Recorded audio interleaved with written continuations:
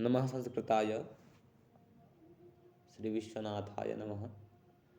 या देवी सर्वभूतेषु मातृरूपेण संस्थितः नमस्तस्यै नमस्तस्यै नमस्तस्यै नमो नमः। हम लोगों ने पूर्व में रघुवंश महाकाव्य के 2 श्लोकों का अध्ययन किया।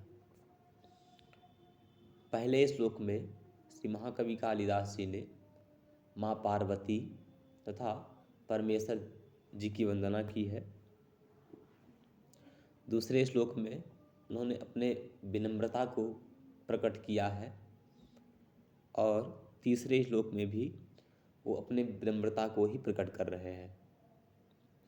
तीसरा श्लोक है मंदः कवियसः प्रार्थी गमिष्याम्युपहास्यताम् प्रांशुलभ्ये फले लोभात् उद्बाहुरिव वामनः। इस श्लोक का यही आशय है कि ऊंचे पुरुष से प्राप्त करने योग्य कोई फल हो, उस फल को लोभवशात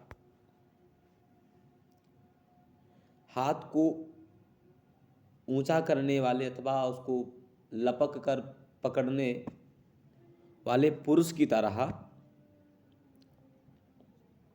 मूर्ख होते हुए भी मैं कालिदास कवि के यश को पाने की इच्छा कर रहा हूँ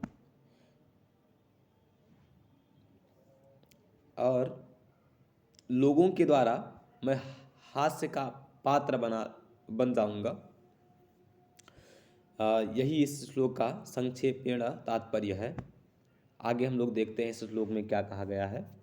तो कहते हैं मंदः कवियसः प्रार्थी गमिष्याम्युपहास्यताम्। कहते हैं मंदः, अहम मंदः, मैं मंद हूँ, तथापि कवियसः प्रार्थी, मंद होते हुए भी कवि के यश का प्रार्थी हूँ। कवि यशः प्रार्थी, यहाँ पर कवेः यशः इति कवि यशः इत्याकारक षष्ठी तत्पुरुष समास है। उसके पश्चात कवि यशः प्रार्थयते तच्छीलः इति कवि यशः प्रार्थी। यहाँ कवि यशस् उपपद पूर्वक तथा प्रा उपसर्ग पूर्वक अर्थ धातु से ताच्छिल्य अर्थ में ऋणी प्रत्यय करने पर कवियसः बन जाता है। और कवियसः का अर्थ होता है कि कवि के कीर्ति का अभिलाषी। अर्थात मैं मंद हूँ, मंद होते हुए भी कवि के कीर्ति का अभिलाषी हूँ। और गमिष्यामि उपहास्यताम्, उपहास्यताम् गमिष्यामि, उपहास्यता को प्राप्त होऊंगा। कैसे? यथा प्रांशुलभ्ये फले लोभात् उद्बाहुरिव वामनः। अर्थात प्रांशुलभ्ये, प्रांशुलभ्ये तत्र प्रांशुना लभ्यम इति प्रांशुलभ्यम, तस्मिन् प्रांशुलभ्ये तृतीया तत्पुरुष समास है। यह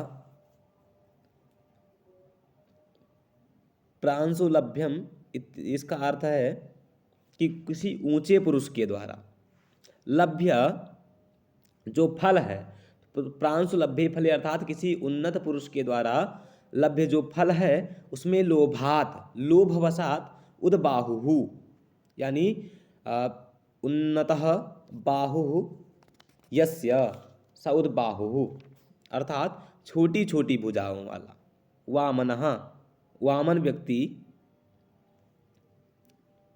जैसे फल को कूद करके तोड़ता है तो लोग उसको देख करके हंसी उड़ाते हैं। तदवत उपहास्यताम गमिष्यामि, उसी प्रकार मैं भी उपहास्यता को प्राप्त होऊंगा। यही आशय है इस श्लोक का। एक बार हम लोग सामान्यतः देख लेते हैं इसका अर्थ। कहता है मंदः कवियसः प्रार्थी गमिष्याम्युपहास्यतां प्रांशु लभ्ये फले लोभादुद्बाहुरिव वामनः। तो मंदः कवि यशः प्रार्थी, मैं मंद हूँ, अहम मंदः, अहम का अध्याहार कर लेना है, अहम मंदः, मैं मंद हूँ, फिर भी कवि का जो यश है उस कवि के यश का प्रार्थी हूँ। और प्रांशु लभ्ये फले लोभात उद्बाहु इव अमनः उपहास्यताम गमिष्यामि। जैसे किसी ऊंचे व्यक्ति के द्वारा लभ्य जो फल है, उस फल को लोभात वामनः, लोभवशात जो वामन व्यक्ति होता है वह तोड़ने का प्रयत्न करता है और उपहास्य का पात्र बन जाता है, तदवत उसी प्रकार मैं भी उपहास्यता को प्राप्त होऊंगा। चलिए, ओम नमो नमः। श्री विश्वनाथाय नमः।